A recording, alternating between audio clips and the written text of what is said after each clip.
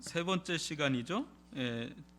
우리 중풍병자에 대해서 함께 나눠보고요. 나눠보도록 하겠습니다. 우리가 지금까지 니고데모도 한번 살펴보고 또 간음하다가 현장에서 잡힌 여인도 찾아보고 사마리아 여인도 보고 또 삭개오도 봤는데 또 이런 분들하고 이런 사람들하고는 또 전혀 다른 캐릭터의 사람이 나오죠. 이 중풍병자. 한번 오늘은 이 중풍병자를 살펴보면서 이 중풍병자와 복음이 만날 때 어떤 일이 일어나는지 한번 보도록 하겠습니다. 여러분 1번을 보면 한번 같이 읽어볼까요? 시작. 1년의 사람들이 한 사람을 예수께 데리고 옵니다. 그는 침상에 누운 채 들려온 중풍병자였습니다.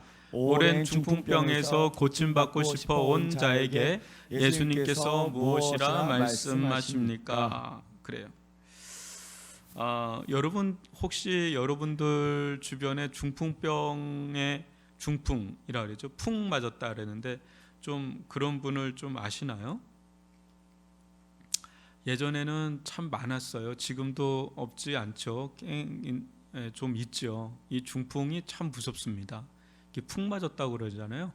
저희 큰할머니, 원래 저희 친할머니인데 저희 아버지가 둘째 작은 할아버지의 양아들로 들어가는 바람에 친할머니를 친할머니라고 하질 못하고 친할머니를 큰할머니라고 부르게 되고 그랬는데, 제 기억으로는 어린 시절에 중풍으로 돌아가신 걸로 좀 기억이 됩니다. 이렇게 이렇게 반신이라 그럴까요?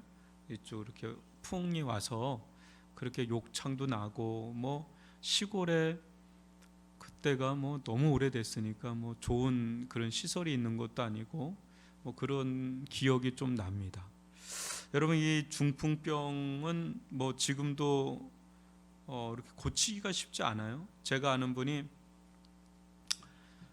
이분은 참 이게 대단한 분이세요. 왜냐하면 진짜 자기 실력으로 삼성전자 부사장인가, 삼성전자 상무인가, 하여튼 굉장히 높은 데까지 이제 올라갔는데 목사님 자제분이세요.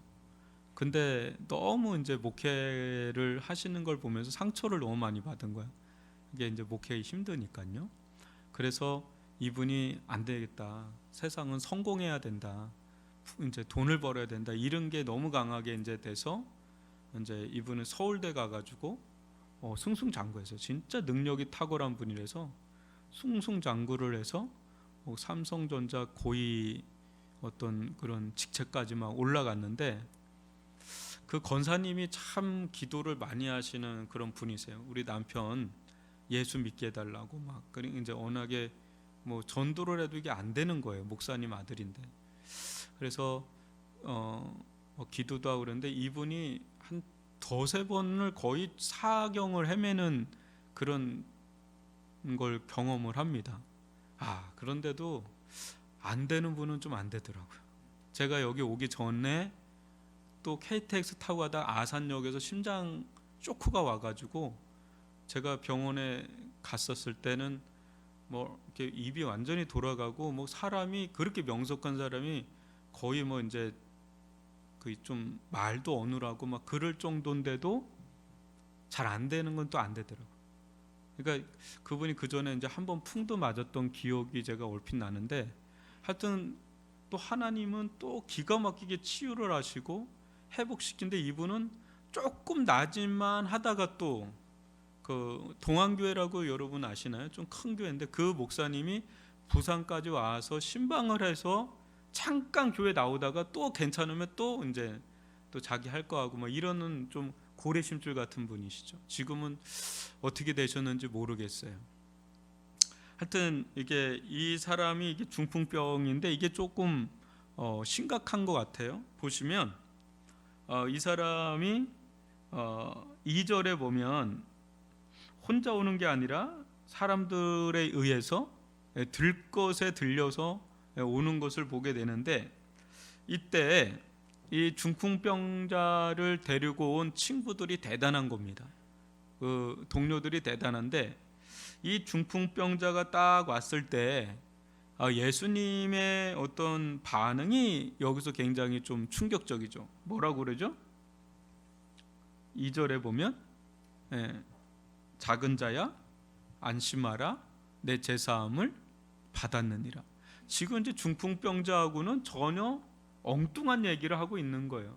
지금 내가 병 들어가지고 지금 뭐 중내 산에 만에 막 이렇게 하는 상황 속에서 그 주변에 있는 동료들도 이 친구 살려보려고 예수님께 데리고 오는데, 여러분 아시지만 이게 뒤에 보면 알지만 이게 그 높은 그 지붕을 다 뜯어가지고 이렇게 내리는, 그럴 정도로 엄청난 기물 파손을 하고 이제 주택을 뭐 침범하기도 하고, 이게 제목을 붙인다면 엄청난 제목이 다 붙을 수 있는 그런 상황에서 이 친구를 데리고 온 이유는 이 친구 고치려고.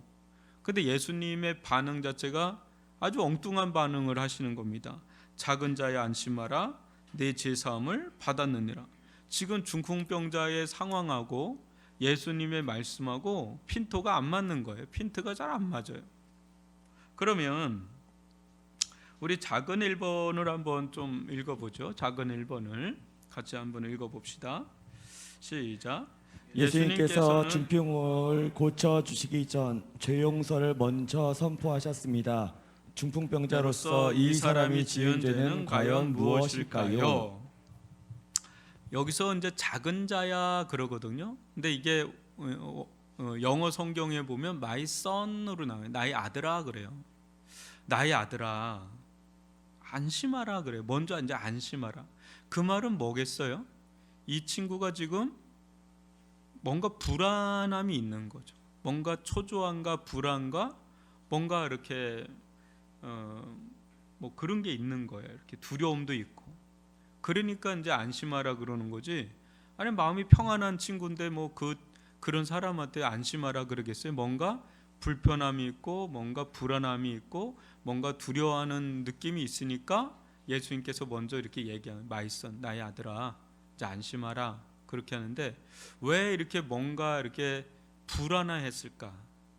이 중풍병자가 뭐가 있었길래 이렇게 불안해하고 또 두려워하고 뭔가 이렇게 마음을 붙잡지 못하는 이유가 뭘까? 한번 생각을 해볼 필요가 있겠고요. 또 여러분 이 사람의 한번 몰골을 생각해 보셨나요? 어떤 몰골일까요? 오랫동안 중풍병을 앓고 또 누군가의 도움이 없으면 도저히 이 자리까지 올 수 없는 4명이 침상을 들은 채로 온다는 건 중풍병이거든요. 그럴 때 이 사람의 몰골을 한번 여러분 상상을 해 보십시오.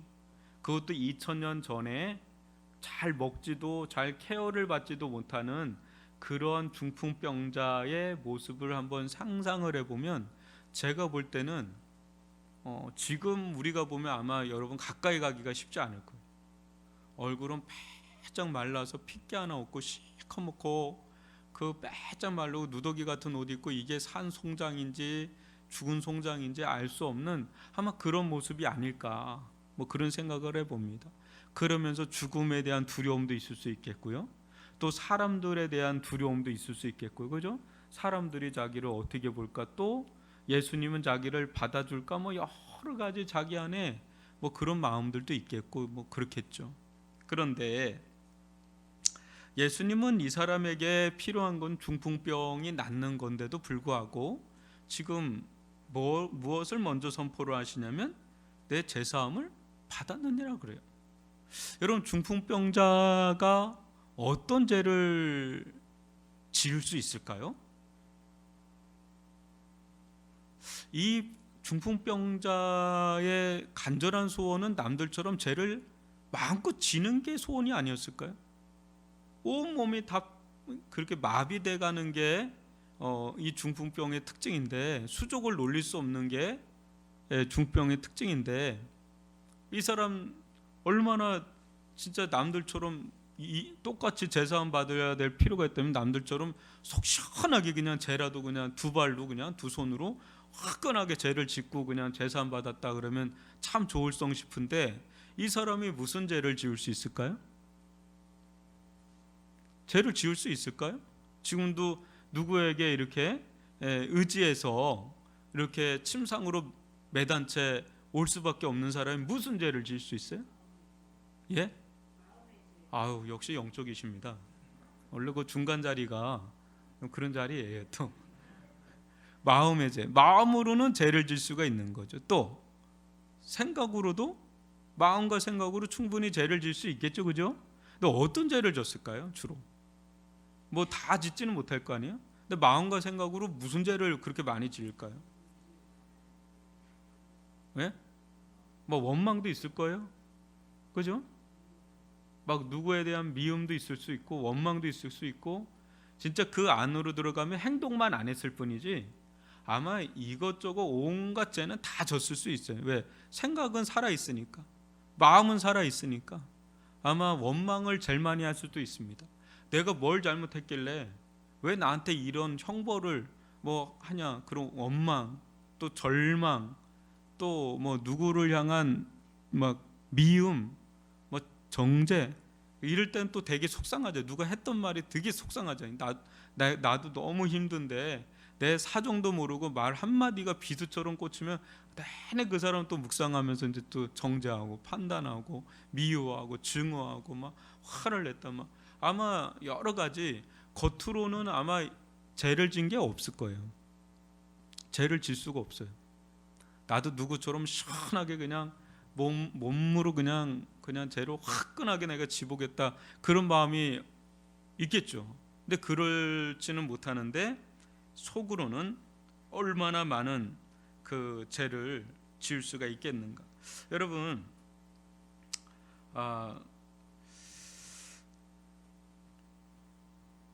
이 그전에 있었던 뭐 니고데모도 그렇고 사마리아 여인도 그렇고 다 보면 양상이 다 달라요, 그죠? 사람은 인간의 본질은 똑같은데 이게 이제 이 죄에 삐짓고 나오는 죄의 모양새가 니고데모가 다르고요, 또 가늠하다 현장에서 잡힌 여인이 다르고, 또 삭개오가 다르고, 사마리아가 다르고, 또 이 중풍병자가 달라요. 이게 다 달라요. 그러니까 우리는 뿌리는 죄인인데 이 죄가 열매를 맺어서 나타나는 것은 사람마다 저마다 다 다르다는 것을 이제 볼 수가 있죠. 그런데 이 중풍병자에게 있어서 가장 큰 죄가 뭐냐 이렇게 묻는다면 의존병입니다. 의존성. 그러니까 인간은 어떤 게 인간이냐면 하나님을 의지함으로 독립적인 인생으로 사는 게 인생이에요. 다시 한번 얘기합니다. 인간은 뭐라고요? 하나님을 믿음으로, 이게 하나님을 의지함으로, 하나님만을 의존함으로 어떤 인생이 돼야 돼요? 자립적이고 독립적인 인생이 돼야 그게 인간이에요. 그게 원래 인간을 창조하신 하나님의 뜻과 목적입니다. 물론 이제 병이 들고 이건 어쩔 수 없잖아요. 병이 들고 또 나이가 들고 그러면 누군가 의지하지 않으면, 물론 하나님을 의지하지만 또 사람의 도움의 손길이 아니면 우리는 살 수는 없죠. 그런데 이제 기본적으로 인간은 어때야 되냐면 하나님을 믿고 의지하고 의존함으로, 사람을 의지하는 게 아니라 근본적으로 돈을 의지하는 것이 아니라 사람을 의지하는 게 아니라, 돈은 필요한 거예요. 사람도 우리들 가운데는 의지할 대상은 아닙니다. 그러니까 의지한다는 건 오직 하나님께만 우리가 드려야 될 마음의 태도가 의지하는 거거든요. 근데 하나님만 의지함으로 사람들과의 관계가 대등한 관계, 또 사람들과의 관계 속에서 자립적이고 독립적인 그러한 모습으로 사는 게 원래 인간의 본래의 모습인데, 이 친구는 늘 의존해서 사는 거예요. 근데 처음에는 병 때문에 그랬지만, 그래서 어쩔 수 없지만 이제 이게 몸을 의존하는 거하고 마음과 인생 자체도 의존하는 건 좀 다른 거예요. 그러니까 완전히 의지가 꺾여 있는 거예요. 자기가 살 의지, 또 스스로 뭔가 하려고 하는 의지 자체도 다 꺾여 있는. 그래서 이것을 우리가 오늘날로 좀 더 보면 몸은 진짜 멀쩡한데 이 사람은 이제 몸 자체에 중풍병이 있지만 영적 중풍병자도 많아요. 무슨 말인지 알아요? 육적인 중풍병자도 많은데 의외로 정신적인 영적인 중풍병자도 많아요. 지금 이 시대는. 그러니까 실질적으로 진짜 중풍병에 걸렸어. 그럴 때 이 몸이 진짜 안 좋으면 우리의 마음과 생각도 무너져 내리잖아요. 그 스스로 뭔가 할 수 없는 사람이 돼요. 이게 되게 심각한 겁니다. 그러니까 몸의 어떤 병도 문제지만 마음과 생각의 병이 들어가는 거는 더 어려워요. 회복하기가. 근데 영적으로 이제 이게 더 들어가면 이제 모든 것을 그냥 자포자기하는 식으로 이제 내려놓는. 그러니까 누군가의 도움이 없으면 도저히 못 살아가는 뭐 그런 친구들이 있죠. 그러니까 어떤 몸의 어려움도 있지만 정서적인, 정신적인 뭐 이런 것까지도 오늘날은 뭐 너무 많죠. 오늘날은 너무 많아서 이게 어떻게 회복하기도 어려울 정도로 굉장히 많습니다. 교회 안에도 이 영역에 있는 분들을 회복하는 데 있어서 굉장히 에너지를 쏟아야 될 정도로 요즘에 그런 일들이 많죠. 이제 육신의 문제만 있는 게 아니라 영적인 문제, 정신적인 마음의 그런 문제들도 지금 많아 있는 그런 상태예요. 어떤 사람은 여러분들도 보면 알지만 굉장히 의지가 강한 사람이 있어요. 뭐 그냥 마음만 품었다 하면 이 사람은 하는 사람이에요. 근데 뭐 대부분의 사람은 의지가 그렇게 강하지가 않습니다. 3일이면 의지가 꺾입니다. 작심삼일이 그래서 나온 거. 그래서 3일마다 우리가 뭔가를 정하자 막 해가지고 계획표도 3일마다 정해야 된다 이렇게 얘기할 정도로 우리의 의지는 그렇게 강하지가 못합니다. 오늘도 뭐 보니까 바이든 그분이 이제 대통령으로 당선된 것 같은데 유명하잖아요. 이제 삼수해가지고 지금 78세래네요. 만 78세면은 연세로 79세니까 이게 여러분 미국 대통령이 한 해 움직이는 비행기 거리가 얼마인지 아세요? 굉장한 겁니다. 그 대통령으로서 수행할 수 있는 에너지가 상당한데 그걸 거의 8순이 돼가지고 그 일을 한다면 우린 다 가능합니다. 여러분 자꾸 나이 드셨다고 뒤로 빼지 마세요. 여러분들 많은 게 아니세요 지금. 그 80대 가지고 전 세계를 호령하는 미 대통령도 되는 판국인데 할 수 있을 때까지는 하는 겁니다. 그런데 이 사람의 어떤 내면의 죄예요. 여러 가지 생각으로 마음으로 또 누군가 진짜 의지해야 될 분은 의지하지 못하고 의지하지 말아야 될 거는 의지하고 있는 거기에 이렇게 딱 이제 거기서 도저히 못 나오고 있는 그런 모습. 스스로 자립적인 생활을 해야 되는데 그렇게 하지 못하는 모습이 이 사람의 어떤 죄라면 죄고 그게 본의 아니게 자기 영혼의 불안함을 계속 가져다 주는 그런 모습이 있다는 거죠. 그런데 2번을 한번 보죠. 2번 한번 읽어볼까요? 시작. 죽음의 전조 증상인 질병은 죄가 세상에 들어온 이후 생겨났습니다. 많은 이들은 질병이 치료되기를 바랍니다. 그러나 예수님은 죄를 해결하러 이 세상에 오셨습니다. 우리가 생각하는 복음과 예수님이 생각하는 복음의 차이를 말해보세요. 여러분 중풍병자가 원하고 또 친구들이 원하는 복음이 있을 거잖아요. 복음은 기쁜 소식이잖아요. 그것과 예수님이 생각하는 복음이 다르다. 중풍병자나 친구들이 생각하는 복음은 그야말로 이 병에서 고침받는 거예요. 근데 예수님이 이 중풍병자에 주고 싶은 복음은 달라요. 제 사함을 받는 게 복음이에요. 이게 여기에서 이제는 굉장한 충돌이 있는데 여러분 3절로 6절 한번 읽어보죠. 저와 여러분 한 절씩 읽어보겠습니다. 어떤 서기관들이 속으로 이르되 이 사람이 신성을 모독하도다. 예수께서 그 생각을 아시고 이르시되 너희가 어찌하여 마음에 악한 생각을 하느냐. 내 제사함을 받았느니라 하는 말과 일어나 걸어가라 하는 말 중에 어느 것이 쉽겠느냐. 그러나 인자가 세상에서 죄를 사하는 권능이 있는 줄을 너희로 알게 하려 하노라 하시고 중풍병자에게 말씀하시되 일어나나 실컷 가지고 집으로 가라 하시니. 우리가 보통 생각할 때는 병이 낫는 게 복음이고 예수님이 생각하시는 복음은 죄 용서받는 게 복음인데, 이 병이 낫는 것과 죄 사함 받는 것, 여러분 어떤 것이 더 어렵나요? 어떤 것이 더 어려운 복음일까요? 왜 병이 낫는 게 더 어려운 복음이죠? 이거는 가시적으로 완전히 나타나야 되는 거죠, 그죠? 근데 작은 자야 안심하라 내 제사함을 받았느니라, 이거는 나타날 필요가 없어요. 그냥 말만 하면 되는 거니까. 그러니까 말에 어떤 신빙성을 가져다 줄 만한 뭔가 입증할 만한 걸 굳이 안 드러내도 되는 게 소자야 작은 자야 안심하라 내 제사함을 받았느니라, 이 말. 이건 말이니까 이거에 대한 입증이 뭔가 가시적으로 나타날 필요가 없는 말이다 보니까 이게 더 쉬워요. 이게 일면으로 보면. 진짜 어려운 거는 이 중풍병자야 중풍병자에게 일어나 내 상을 가지고 걸어가라. 이게 왜 어렵냐면, 말은 던져놨는데 눈만 끔뻑끔뻑하고 있으면 이건 대량 난감인 겁니다. 한마디로 이게 창피한 일이에요. 그러니까 겉으로 볼 때는 이 중풍병을 낫게 하는 게 더 어려운 거예요. 그런데 예수님의 의도는 그게 아님을 알 수가 있죠, 그죠? 예, 제사함 받았느냐라는 말과 일어나 걸어가라 하는 말 중에 어느 것이 쉽겠느냐라고 하면서 그 뒤에 6절에 보면, 그러나 인자가 세상에서 죄를 사하는 권능이 있는 줄을 너희로 알게 하려고 뭐라 그래요? 중병자에게 일어나서 내 상을 가지고 걸어가라. 이 말은 뭐가 실은 예수님이 볼 때 뭐가 더 어렵다는 거예요?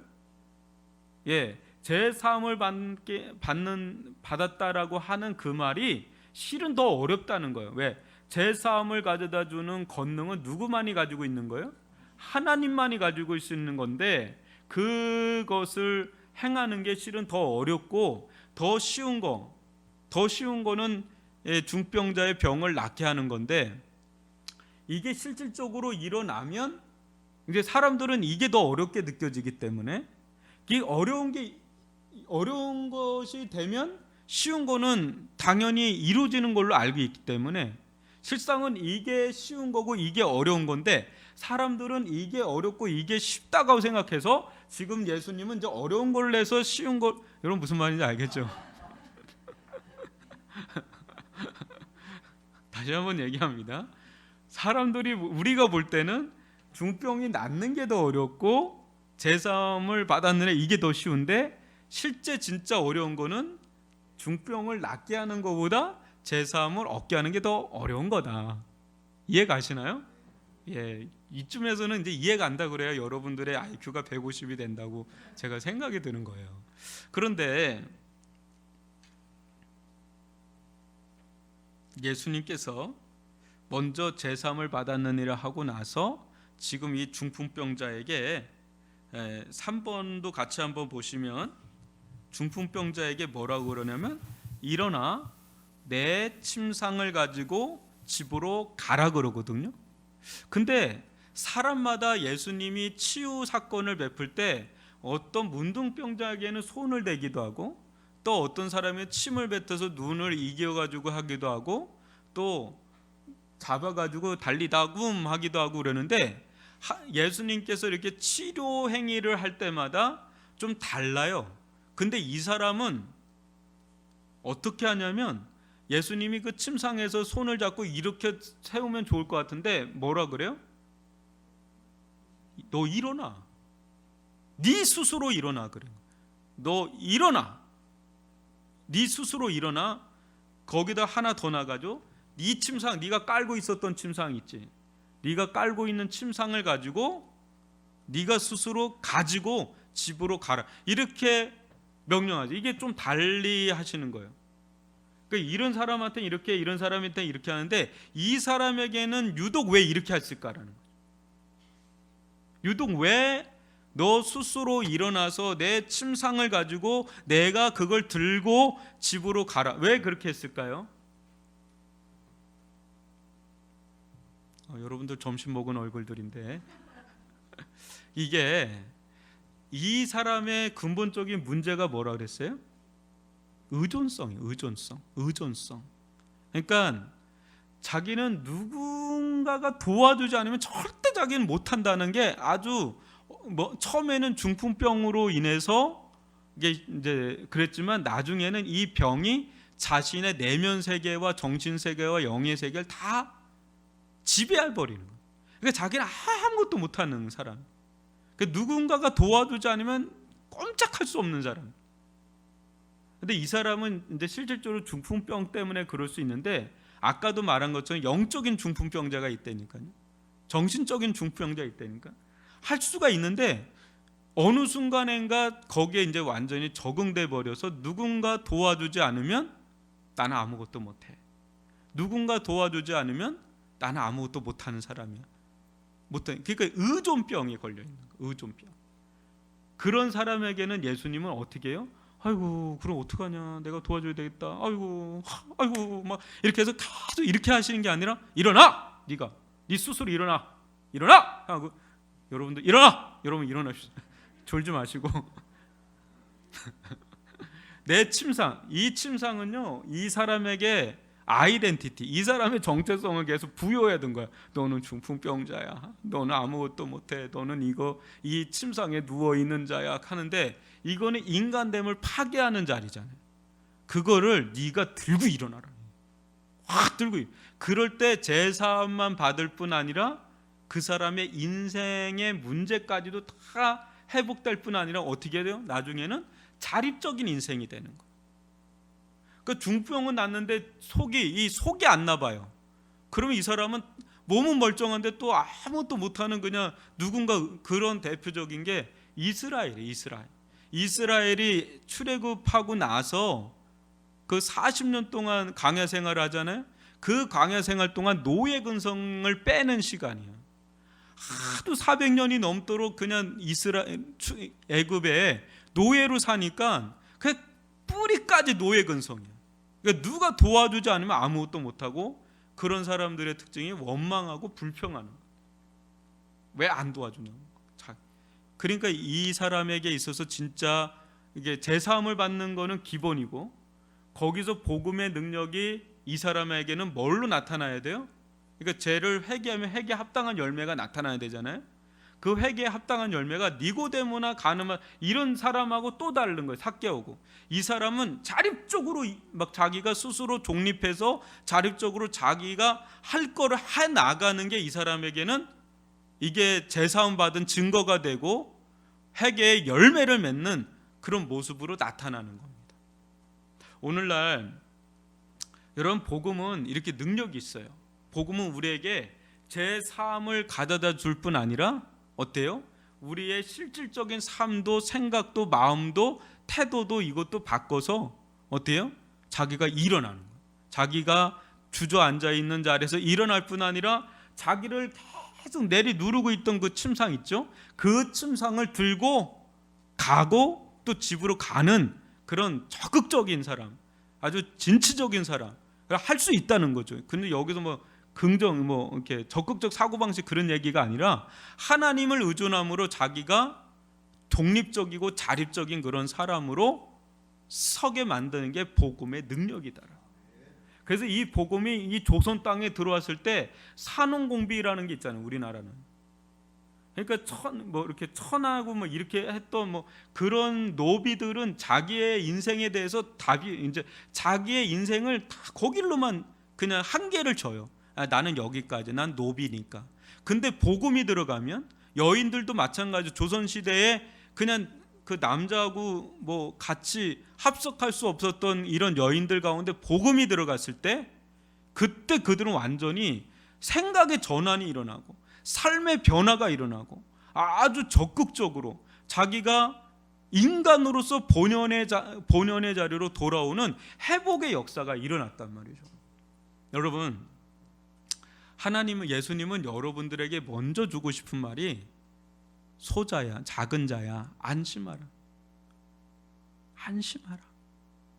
너를 두렵게 만들고 너를 불안하게 만드는 모든 것들로부터 안심하라. 왜? 내 제사함을 받았다. 그 말은 뭐예요? 하나님과 네 관계가 지금 형통하다, 열려있다.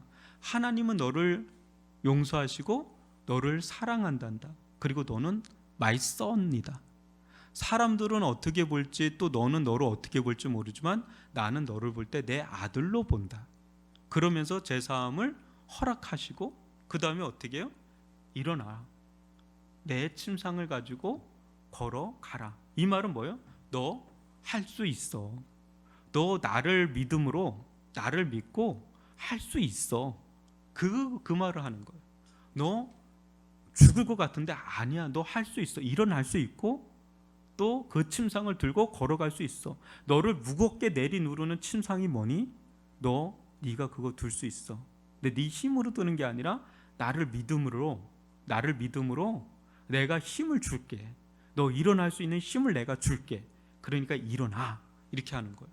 여러분, 우리들 가운데 이 중풍병자에게만 이 말이 필요한가요? 우리들도 정말 주저앉아 있는 자리가 있어요. 진짜 내 스스로의 힘으로는 어떻게 할 수 없을 것 같은 그런 영역이 있단 말이에요. 근데 주님은 도전하시는 거예요. 내가 너와 함께한다. 너 모든 죄를 다 용서받았고 내가 너와 함께한다. 근데 야, 누구야? 너 내 아들이야. 너 내 사랑하는 딸이야. 누구야? 네가 진짜 못할 것 같은 그 영역, 너를 계속 너로 하여금 참된 삶을 살지 못하게 만드는, 주저앉게 만들고 하는 그 침상이 있는데, 그 무거운 침상이 있는데 너 그거 들고 갈 수 있어. 너 나를 믿어. 내가 힘 줄게. 그거 들고 당당하게 걸어가. 자립적으로 걸어가. 독립적으로 걸어가. 오히려 네가 쓸 뿐 아니라 다른 사람들을 도와줄 수 있어. 이게 복음의 능력인 줄 믿습니다. 이 복음의 능력이 이거보다 더 강한 게 어디 있어요? 안 되잖아요. 뭐 약을 먹어도 안 되고 뭘 해도 안 되는데 복음이 강력하게 들어가면 이게 될 줄 믿습니다. 이게 복음의 능력이에요. 사마리아 여인도 변화시켰는데요. 니고데모도 변화시켰는데요. 삭개오도 변화되는데 왜 똑같은 복음인데 왜 우리를 못 변화시키겠어요? 그들이 받은 복음하고 우리하고 다른 복음입니까? 똑같은 복음입니다. 다만 우리 믿어야죠.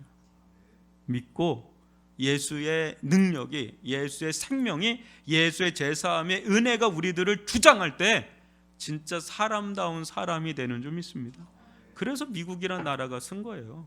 우리나라도 복음이 들어오면서 이렇게까지 쓴 겁니다. 네?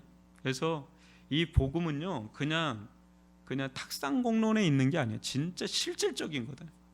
실질적인 거. 실질적으로 사람의 영혼과 생각과 삶을 완전히 뒤바꿔 놓는 게 복음이다. 이 복음의 능력. 이 최고의 복음의 능력을 우리가 가졌으니까요. 이걸 더 알고 예수님과 만나는 지점에서 이 복음의 능력은 스파크를 일으켜내니까 여러분, 오늘날 얼마나 많은 사람들이 주저앉아 있는지 모릅니다. 순간순간 절망하고 그 너무나 고귀한 시간들, 에너지들, 또 재능들, 이런 것들이 다 그냥 중풍병처럼 그냥 누워 있는 거야. 이렇게 깔려 있는 거야. 나는 끝이야. 나는 소망이 없어. 나는 아무것도 못하는 사람이야. 아니. 예수가 들어가면 벌떡벌떡 일어나는 일들 일어나게 될 줄 믿습니다.